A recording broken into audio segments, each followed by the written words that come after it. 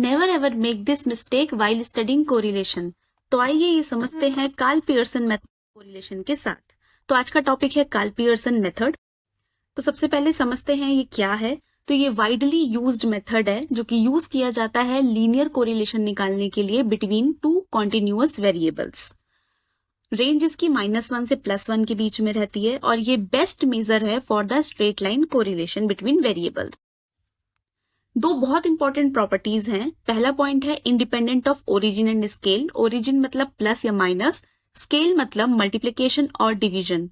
तो अगर हम किसी भी सीरीज में कोई भी कांस्टेंट वेरिएबल प्लस या माइनस या फिर मल्टीप्लाई या डिवाइड करते हैं तो उससे हमारी आर की वैल्यू पे कोई भी इफेक्ट नहीं पड़ेगा।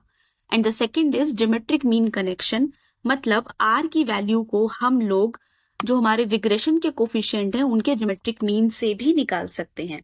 इसका फॉर्मूला है is equal to √bxy multiplied by by ये दोनों ही हमारे रिग्रेशन कोफिशिएंट्स हैं। की मेरिट्स, ये यूनिवर्सल मेजर है। Second, precise quantification, exact value बताता है हमें कोरिलेशन की। प्रिडिक्टिव पावर, अगर हम इसमें और ज्यादा मैथमेटिकल कैलकुलेशन करके रिग्रेशन तक जाएंगे तो हम लोग कॉज एंड इफेक्ट बता पाएंगे।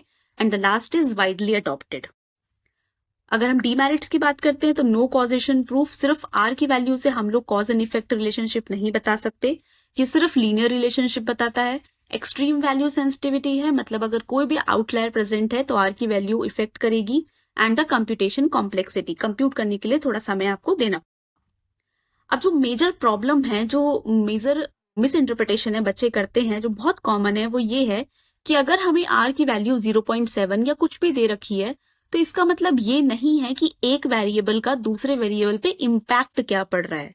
आर की वैल्यू हमको कॉजेशन नहीं बताती, ये सिर्फ कोरिलेशन समझाती है।